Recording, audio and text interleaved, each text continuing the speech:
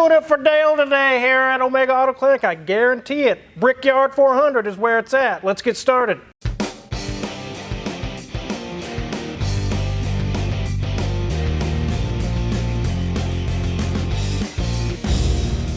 Wizard, I think your Alabama heritage is coming out a little bit there for you. It is. In case you guys don't know, I'm actually from Alabama. Most of my family is from the South, and NASCAR is huge down there. My dad actually has a story. When he was younger, they went out to Talladega with some friends. I don't know what year this was, but there were trucks with guys in the back of the truck sitting in lawn chairs, drinking beer, and going 130 down the interstate, just yelling and screaming. And he said it was chaos. It was the craziest thing he's ever seen in probably most of his life. If you watch Hoovies Garage, you'll notice this is Hoovies 1998 Chevy Monte Carlo Brickyard 400 pace car. Not a replica, not a copy, 100% authentic, the actual pace car. Here's a picture, there's a poster, and also a little matchbox car of this car. Again, this isn't a replica, this is the real deal. He bought it at Barrett Jackson. It says right here, $16,000. Barrett Jackson sold is what it says. And it is completely illegal to drive on the street and always will be for the rest of its life. Let's take a look around this thing. We're going to dive into some of the things that make this illegal. Here's the front of this pace car, Monte Carlo. And although it looks like a standard Monte Carlo for the most part, you'll notice the fender flares stick out a little bit. They actually have widened stance and wider fender flares on it to fit the wider tires. This is the 1997 Brickyard 400, but this is a 98 model year that they were debuting and showing. Hence, it doesn't have a 3.1 or 3.4 engine. It has a 3.8, not available in 97. Has some very much wide boy tires on it. That's why they had to do these widened flares on the top. And the exhaust, as you can see as we come around, it's got some big dual pipes sticking out the back. You can see it's in black. It's black on black. Monte Carlo Z34 package. Kind of hard to see, but it is what it says. Obviously, there's no dents or anything wrong with this car. It does have a modification here for the flashing lights that I just showed you, but it's basically in brand new condition. Let's show you the flashing lights real quick. So this is what it looks like from the back. You just saw the front. Bright strobies. Very cool. You can see it says Monte Carlo facing that direction, so as it's zooming by the crowd, they can see exactly what model this is. All that flashing light fanfare thing going on that you just saw doesn't just happen with a few wires and a switch. There's quite a lot involved. Let me show you. Here's our Indianapolis 500 official floor mats, but as you can see in front of that is all the control modules made by Wellen, which I believe police cars use, and there's a master switch to turn it off. A lot of fuses, relays, all kind of things going on there. Quite complicated. So that's basically what's going on in the trunk. It's not just an empty cavern, there's actually some business going on back here. Let's go ahead and jump under the hood and show you the pristine, absolutely perfect Buick 3.8. It's not a Chevy motor, it's actually a Buick motor. So the first thing I showed you that's illegal is the flashing lights. You can't just put that on your car and go cruising around the road. You will be pulled over, I guarantee it, unless you're a funeral director or an emergency services or something like that. I have a quick little story. Years ago, I had a black Dodge Intrepid, and the little windshield washer nozzles were on the hood, and I thought it'd be cool to buy little ones that light up red, little red lights. I actually got pulled over by a state trooper, and the first thing he says, "I want to see your license to operate an emergency vehicle." I said, I don't have one, I don't have that. He goes, "Okay, so those red lights are illegal, you can't have that up front." Lighting is a big deal, especially to highway patrol. So that is illegal to have driving around. Now let's take a look under the hood at the 3.8. There it is, guys, and I'll remove the engine top cover so you can bask in all the glory. Has the original CAD plating on the fuel rail. It even still has the plastic coolant elbows that we all know that most 3.8s have metal ones by now. This one still has all the original equipment, original belt, everything original. Very, very clean, pristine condition, perfect. While it was still in possession of General Motors, they did flush the fluid you can see on the brake master cylinder. October 5th of 2021, they did a brake fluid flush. And right there you can see all of the wiring that powers these blinky flashy lights, all coming off that main power distribution block. Everything is perfect. It's a bulletproof 3.8, and these came with 180 horsepower when they were new, but this one has 235, which we'll show you here when we get it on the lift. Another thing that was illegally done, as far as illegal to be on the road, to get the extra power out of this thing. There's nothing illegal under the hood, and as you saw, it is in pristine condition. Only 800 miles on this car, and it's from 1998, well, basically 97, all those years ago. It doesn't seem that long ago, Mrs. Wizard. Yeah, you can talk for yourself. That seems like a lifetime ago. It seems like 10 years ago to me. Well, let's go ahead and get this cover back on, and Mrs. Wizard can show you the interior of this Brickyard 400 Monte Carlo.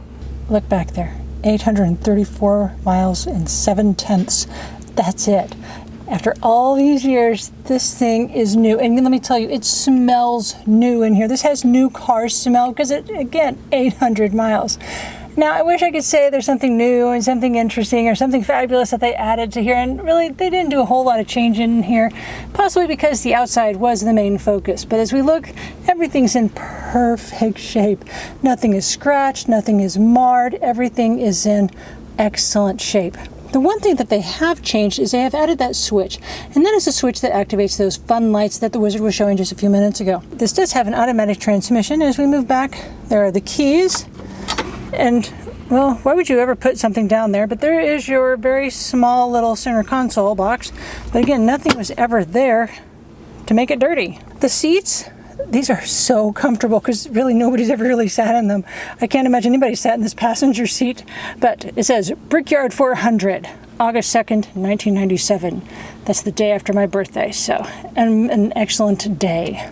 And if we look at the door cart, again, nothing is scratched, nothing has been marred. Probably, again, being that there's a passenger, not so many people were riding in that seat or opening that door.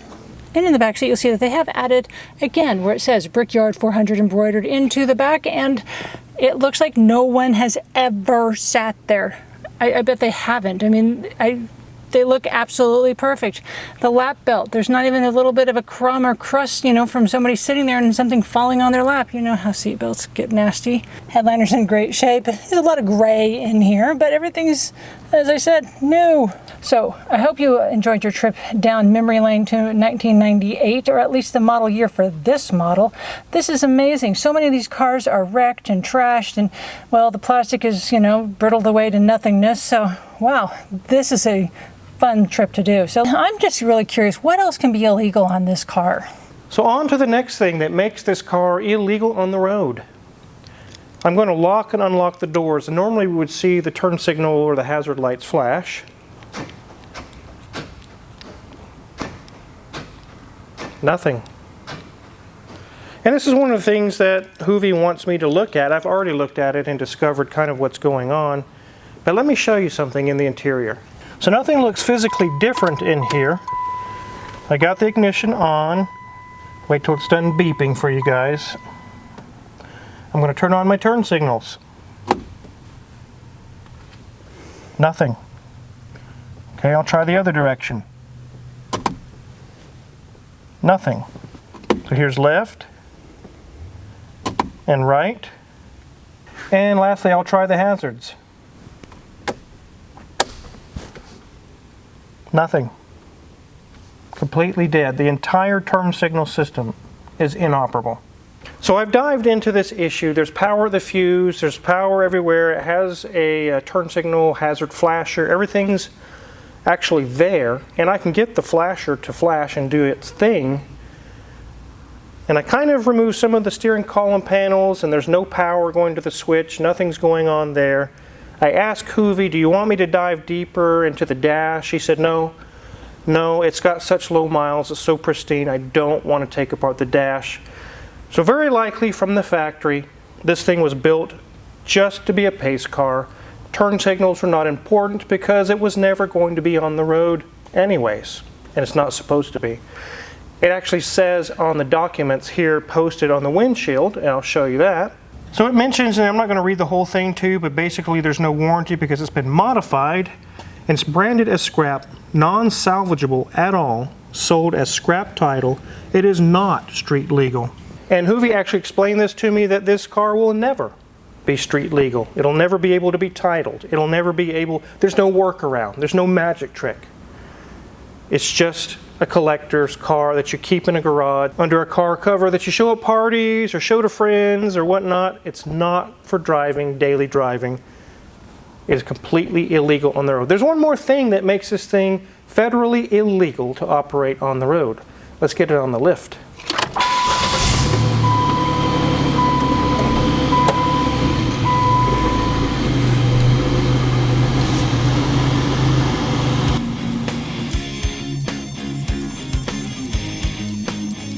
So this car is original to 1997. Everything, even the tires. And since it's not street legal and not going to be driven on the highway, for collector purposes, it's best to just leave them on there.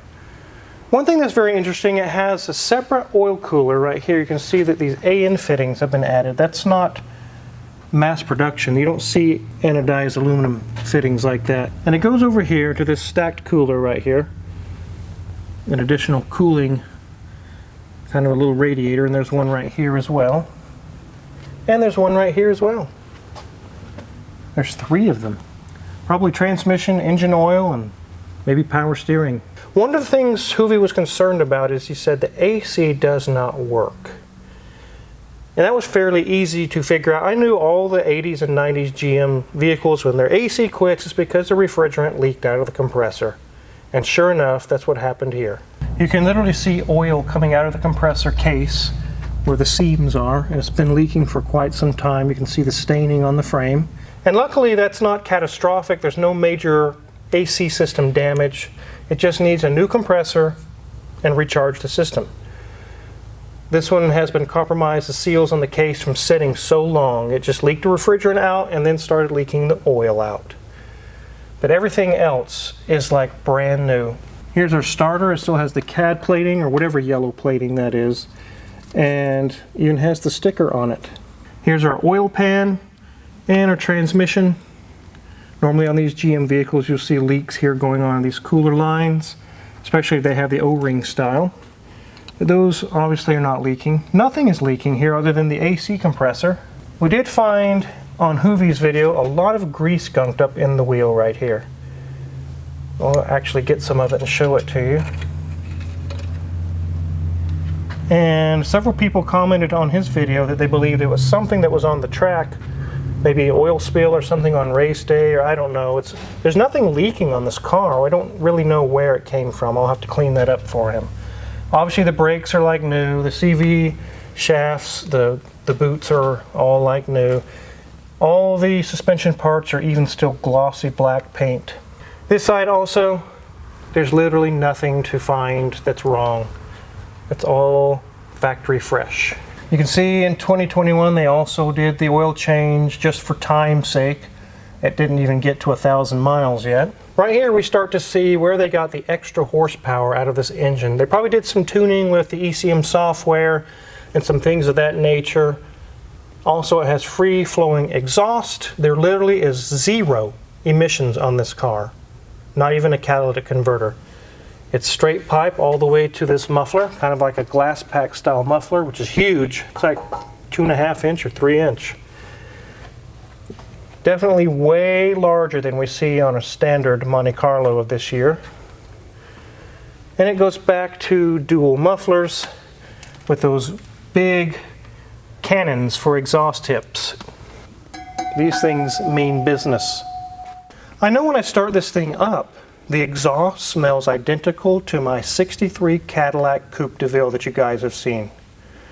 It's literally just straight through exhaust. There is no emissions on this vehicle. Let's take a look at the rear axle area before we get this thing on the ground. We can see that the wheel weights they used, they just duct taped them on, which was kind of strange. But these wheels are specially fit to this vehicle for the large tires. Again, nothing needs to be done. It's all intact. New brake pads, basically new struts. Again, there's our duct taped wheel weights, and I'm not concerned about that because this thing's not going on the road. So, and just like we mentioned, the tires are 1997 tires. So these are a little bit wider. These are 225/50 ZR16s on this car, which definitely would not be on a stock Monte Carlo in 98 or 97. Well, let's get this thing on the ground. Man, this thing is bright, Mrs. Wizard. It is awfully bright, but I like yellow cars. Yep, you have a yellow one sitting back there. I do, my Boxster's back there, keeping out of the rain today. It's a really cool car. So definitely wanted to do a video to show you this Brickyard 400 official pace car that was officially used on the Brickyard 400 in 97.